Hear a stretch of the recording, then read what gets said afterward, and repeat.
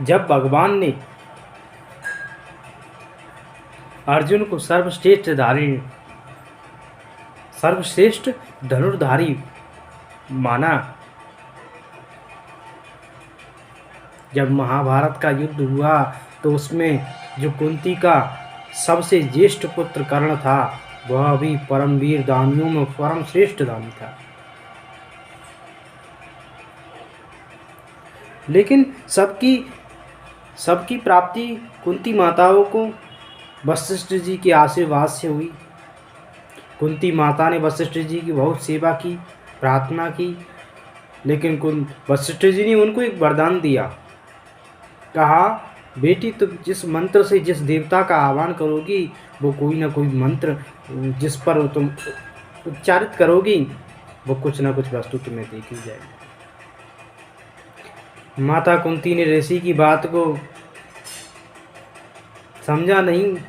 उन्होंने ऋषि की परीक्षा करने के लिए उन्होंने सूर्य देवता का मंत्र उच्चारण किया। माता कुंती ने सूर्य देवता का मंत्र स्पष्ट करते ही ओम आकृष्णे नरजसा वर्तमानो निवेशयन्नामृतम अत्यच्च हिरण्येन, इस प्रकार से सूर्य देवता का मंत्र लिया उन्होंने। और जैसे ही सूर्य देवता का मंत्र लेते ही सूर्य देवता प्रकट हो गए और कुंती भयभीत हो गई कि सूर्य देवता साक्षात प्रकट हो गए। और कुंती इस भय से भीत,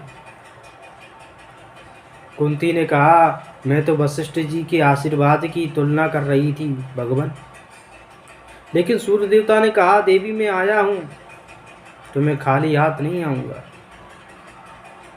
इसलिए मैं आपको एक सुंदर सा पुत्र देके जाता। तो सूर्य देवता ने पुत्र का जन्म देते ही कुंती के हाथ में सौंप दिया। कुंती सांसारिक लोगों से भयभीत हो गई कि संसार में लोग क्या कहेंगे, विवाह भी नहीं हुआ, उससे पहले पुत्र का जन्म हो गया। कुंती घबरा गई। कुंती ने लता पताओं में आकर के और कर्ण को गंगा में बहा दिया। और गंगा में जैसे ही कर्ण भी बहता बहता जा रहा था, वहाँ एक राधे नाम की कन्या थी। उसकी माता ने राधे का नाम रख दिया, राधे ने कर्ण का नाम रख दिया। इस प्रकार से विजय ये चर्चा रही। लेकिन जब अर्जुन के पिता भगवान इंद्र को यह पता पड़ा कि मेरे बेटे को अगर कोई ब्रह्मांड में परास्त करने वाला है तो वो केवल कर्ण है, कर्ण के अलावा इस ब्रह्मांड में कोई मेरे बेटे को परास्त नहीं कर सकता। तो भगवान कृष्ण ने भी इंद्र से कहा कि इस लोकी में, इस ब्रह्मांड में अर्जुन से भी सर्वश्रेष्ठ धनुधारी जो है वो कर्ण है। इसलिए भगवान इंद्र कर्ण के पास छुप करके उनके आश्रम में गए और वो संध्या इत्यादि वंदन कर रहे थे, क्योंकि कर्ण की एक बहुत बड़ी दानियों में श्रेणियों की कहावत चली आ रही थी। क्योंकि कर्ण के पास संध्या वंदन इत्यादि करने के बाद जो कोई ब्राह्मण, जो कोई तपस्वी, जो कोई नर पशु इत्यादि उनके पास आते और वो वरदान में कुछ मांगते थे, तो कर्ण स्वयं उनको वही वरदान में जो देते थे जो उन्होंने मांगा था। इसलिए संध्या वंदन से निवृत्त होकर के भगवान कर्ण के पास, अर्थात कुंती के पुत्र, श्रेष्ठ पुत्र के पास भगवान इंद्र पधारे। परलोक से इंद्र जी पधारे। जब भगवान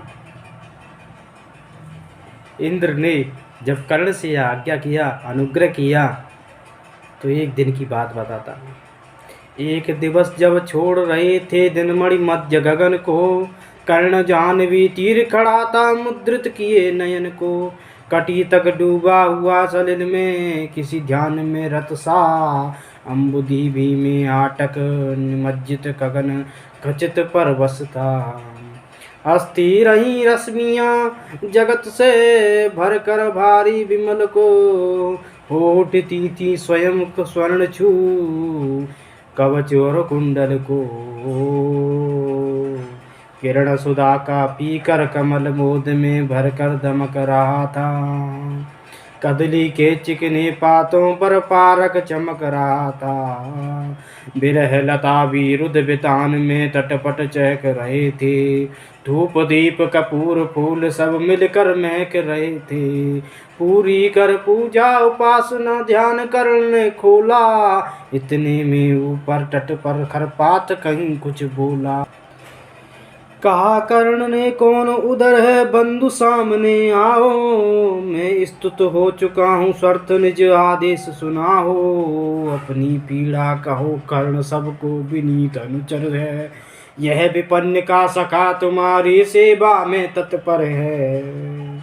इस प्रकार से जब कर्ण ने कहा, जब महाराज इंद्र को बहुत गिलानी हो गई कि वाह, इसने कर्ण ने इतना तेजस्वी है, ये मैं पेड़ के समक्ष छुपा हुआ हूँ फिर भी वो मुझे देख रहा है। उसने मैं देख लिया और पहचान लिया हैं, और पहचानने में वो देरी भी। क्या दान चाहिए आपको? साक्षात ब्राह्मण देवता के आज मुझे दर्शन हो गए, बताओ क्या दान मांगोगे आप? लेकिन इंद्र जी कह रहे हैं कि मैं जो दान मांगूंगा मुझे वस्तु भी नहीं चाहिए, वैभव भी नहीं चाहिए, धन भी नहीं चाहिए, संसार से कोई भी वस्तु आमना नहीं चाहिए। मैं एक दान आपसे मांगूंगा, वो दान आप मुझे दे नहीं पाओगे। ऐसा कौन सा दान है जो मैं तुम्हें दे नहीं जा पाऊंगा? कर्ण ने इस प्रकार से, और कर्ण ने ब्राह्मण देवता भगवान से प्रार्थना की कि ऐसी कौन सी वस्तु है जो मैं दे नहीं पाऊंगा। भला कौन सी वस्तु आप मुझ नश्वर से मांगेंगे, जिसे नहीं पाकर निराश हो अभिलाषा त्यागेंगे।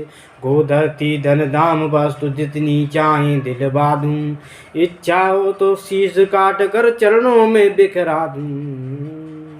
और जब कर्ण ने भगवान इंद्र से यह बात कही, अगर आप धन दान कुछ भी नहीं मांगते हो तो आप इच्छा करिए अपनी कि मैं आपको शीश मतलब मेरे मस्तक को काट करके मैं आपके चरणों में बिखरा दूं। वचन मांग कर नहीं मांगना दा बड़ा अद्भुत है। कौन वस्तु है जिसे न मैं दे सकता राधे सुत है। विप्रदेव मांगिए छोड़ संकोच वस्तु मन चाहिए। विप्रदेव मांगिए वस्तु संकोच छोड़ मन चाही। मरु अयस की मृत्यु करूं यदि एक बार भी नाई। ऐसी कौन सी वस्तु है जिसे मैं दे नहीं सकता? ये ब्राह्मण देवता, आप मेरे पास आए हैं और मैं संध्या वंदन इत्यादि करके निवृत्त हुआ हूँ, और अगर आप मुझसे कोई भी वरदान नहीं मांग पाएंगे तो मैं अपने आप को बहुत सभेट मानूंगा। विप्रदेव मांगिए छोड़ संकोच वस्तु मन चाही। संकोच ना करिए और जो वस्तु मांगनी है आप मांग लीजिए। सहम गया सुन शपथ कर्ण की, सहम गया सुध शपथ कर्ण की, हृदय विप्र का ढोला। नयन चुकाए हुए विच्छुक साहस समेट बोला। धन की लेकर भीख नहीं मैं घर भरने आया हूँ, और उसी बड़ ऋण में मैं अपना सेवक करने आया। यह कुछ मुझको नहीं चाहिए, यह कुछ मुझको नहीं चाहिए। देव धर्म को बल दें, देना हो तो मुझे कृपा कर कवच कुंडल और दें। कवच और कुंडल विद्युत छू गई कर्ण को तन को, पर कुछ रोच रहा कहा उसने गंभीर मन को। कर्ण के अंदर से हृदय से चिंगारी उठ गई कि ये साधारण कोई विप्र नहीं, कोई साधारण कोई ब्राह्मण नहीं है जो मेरे कवच और कुंडल का जान। ये कोई साधारण ब्राह्मण नहीं है जो मेरे कवच और कुंडल का रहस्य जान गया है। ये कोई ब्राह्मण नहीं है। समझा तो यह और न कोई आप स्वयं सुरपति हैं। देने को आए प्रसन्न हो तो तब में नहीं प्रगति है। धन्य हमारा सुयश आपको खींच महीं पर लाया। स्वर्ग भीख मांगने आज स्वर्ग भीख मांगने सच में मिट्टी। और जिस प्रकार से कर्ण से वार्ता हो गई तो कर्ण क्षमा कह रहे हैं, क्षमा नहीं कह रहे, उनको जान रहे हैं क्षमा कीजिए इस रहस्य को तुरंत न जान सका मैं, छिप कर आए आप यहीं इनसे पहचान सका न मैं। तीन विप्र ही समझ का धन्य धरा धरा धाम धर लेंगे, था क्या मेरे पास अन्यथा सुरपति को देने को। केवल गंध जिन्हें प्रिय उनको स्थूल मनुज क्या देगा, और व्योमवासी मिट्टी को दान भला क्या लेगा। फिर भी देवराज भिक्षुक बन कर यदि हाथ पसारेंगे, जो भी हो इस योग में हम क्या शुभ हो। जब इस प्रकार से कर्ण ने उनकी स्तुति की, उनसे प्रार्थना अर्थना नहीं की, लेकिन उनकी ज्ञान को बखान किया। देवराज हम जिसे जीत सकते न बाहु के बल से। हे देवराज इंद्र, हम बाहु के बल से भी नहीं जीत सकते। क्या है उचित उसे मारे, क्या हम न्याय छोड़कर छल से। हार जीत क्या चीज वीरता की पहचान समर है, सच्चाई पर कभी हार कर भी न हारता नर है। अगर हारना है तो वीरता की पहचान युद्ध में होती है देवराज। और पार्थ यदि बिना लड़े ही जय के लिए विकल है, तो कहता हूँ इस जय का भी एक उपाय सरल है। कहिए उसे मोम की मेरी एक मूर्ति बनाए, और काट कर उसे जगत में कर्ण विजयी कहलाए। हे देवराज इंद्र, आप जाकर के अर्जुन से ये कहिए कि मेरी एक मोम की मिट्टी की मोम की मूर्ति में बना दे, और उसे मेरी तलवार से शीश का अलग कर दे, और लोगों को ये संदेश दे दे कि कर्ण का मैं विजयी बन गया। जीत सकेगा मुझे नहीं हुआ किसी भी रण में, कर्ण विजय की आस तड़प रहा रही है मन में। जीते जूझ समर वीरों को सदा रहा भाव बल से, मुझे छोड़ रक्षित जन्मा था कौन कवच कुंडल से। हमारे चारों भाइयों में से सूरवीरों में से और कवच और कुंडल से रहित कौन है? कोई नहीं है देवराज, इसलिए मैं ही हूँ एक। मैं ही था अपवाद, आज वह भी विभेद हरता हूँ। कवच छोड़ अपना शरीर सबके सामने करता हूँ। अच्छा किया कि आप मुझे समतल पर लाने आए, हर तनुद देही मनुज सम्मान बताने आए। मैं अपना भी शरीर सामान्य मनुष्यों की तरह कर देता हूँ, इसलिए ये देवराज मैं आज आपको कवच और कुंडल का जो दान दे रहा हूँ।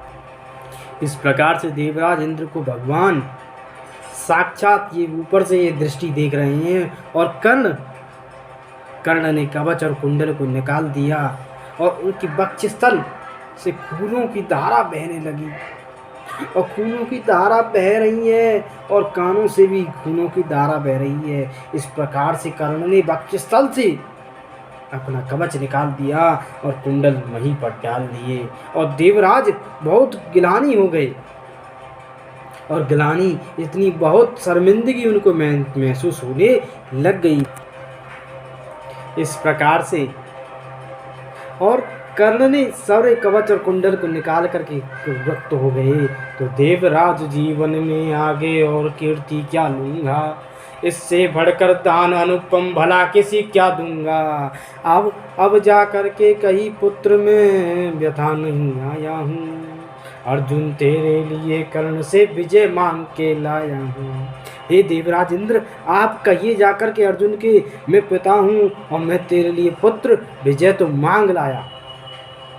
एक विनय है और आप लौटेंगे जब अमर भुवन में, दे दे यह सूचना सत्य के हित में चतुरानन को। उत्तेग की जिसके निमित्त पृथ्वी का जनतल है, कुरुक्षेत्र में अभी सूर्य भी हुआ नहीं वर्ण है।